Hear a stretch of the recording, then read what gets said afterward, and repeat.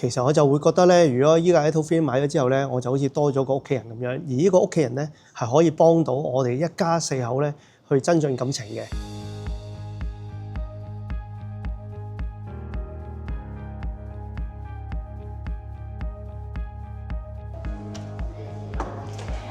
Jeffy 你好啊，歡迎光臨，多謝你今日嚟我哋呢度做一個訪問啊。咁我哋首先咧會有2個 section 嘅，咁會做咗個訪問先，然後咧就會係而家2026年嘅新款 Atto3 嘅。大家好啊，咁啊我係 Jeffy 啦，咁啊我係一個攝影師嚟嘅。咁我其實做咗呢個 BYD 嘅車主咧都2年半嘅啦，而家都揸咗6萬公里啦。其實我架車買翻嚟咧，都係同屋企人去玩多啦。咁有陣時咧，我就去影我嘅風景相嘅時間咧，我都會揸住佢周圍去嘅。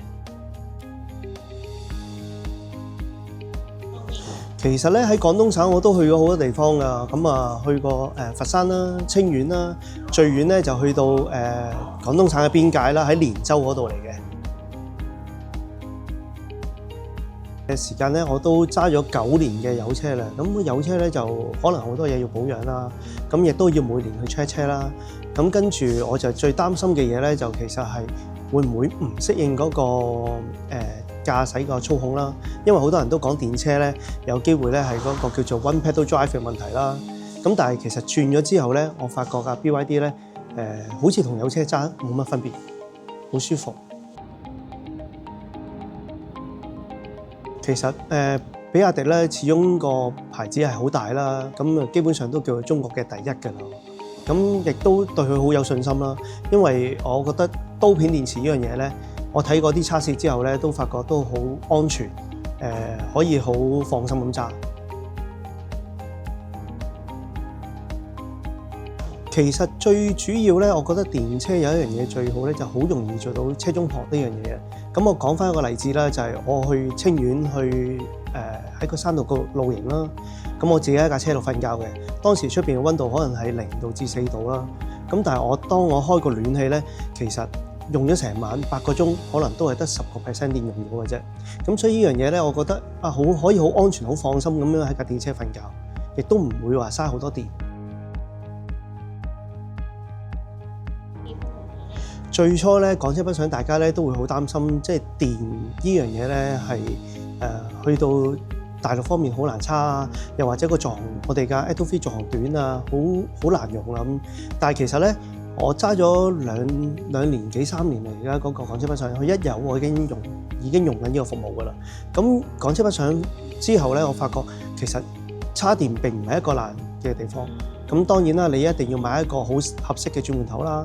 咁第二就係其實佢嘅續航喺你長途駕駛咧，都唔係話嗰個損耗會好大。其實講真啦，咁電車咧嗰個保養咧就好少嘢要去考慮嘅，因為基本上佢都係得個摩打係啦，得個冷氣係咁多嘢嘅啫，同埋粒電。其實所有嘢你都唔需要去電嘅。咁電車咧都要使冷氣嘅。咁但係咧，其實我又覺得可能 Atto3 做得幾好啦。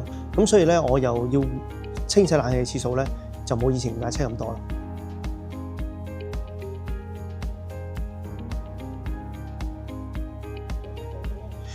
其實如果你俾我咧，想講咧，我就最多講咧就 V2L 啦。因為咧好多時我揸上去大陸咧，我有陣時係自己一個喺個山度過夜啊，去車 cam 咁樣啦。咁咧用放電嘅功能咧去做車中泊咧，其實係一件好開心嘅事嚟嘅。你起碼唔會有明火先啦，冇明火咁跟住你可以插好多譬如熱水爐啊、電磁爐啊去煮嘢食咧，其實係好開心嘅一件事嚟嘅。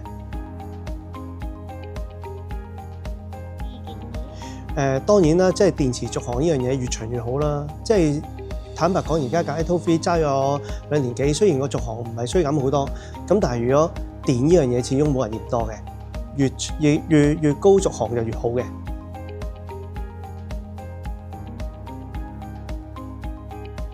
其實我就會覺得咧，如果依架 Atto3 買咗之後咧，我就好似多咗個屋企人咁樣，而呢個屋企人咧係可以幫到我哋一家四口咧去增進感情嘅，可以同我哋周圍去玩，咁所以咧好多時我哋而家係叫做一家5口就周圍去嘅啦。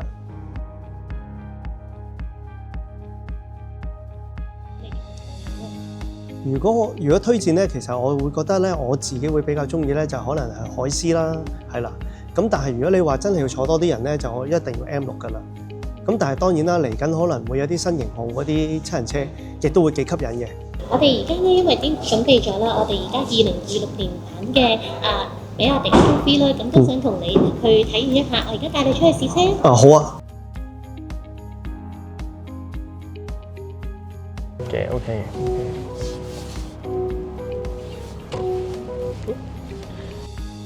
最大分別嘅位咧，其實我覺得呢一架頭先咧轉彎嗰陣時咧，個感覺個車嘅傾側咧係少咗嘅。講真嘅，雖然行得唔多頭先講，咁但係個傾側個感覺咧係真係明顯少少嘅。試下個 sport， 而家係 sport 嚟嘅，係啦，佢係穩定唔到嘅，係因為係啦，係冇咁緊，冇錯，同埋冇咁嗰下突如其來嗰個感覺嘅。佢係有少少咁樣上嘅，係啦。啲人話好怪咩聲嚟，唔係我中意喎，所以即係如果你講細節位咧，佢個車機其實好多啲中文字咧，真係變翻繁體嚟嘅。啱啊！呢一架車咧，其實喺香港大部分啲停車場咧入咧，其實好方便同埋，就算出嘅位窄咧，其實佢都唔係扭好多手，幾舒服嘅，好舒服嘅真係，好好睇嘅。嗰個反應啊 body roll 嗰啲咧其實係好咗嘅。內飾嗰度咧就會靚咗啦。我相信而家新嘅 Atto 3咧應該係會比較多人接受啲嘅。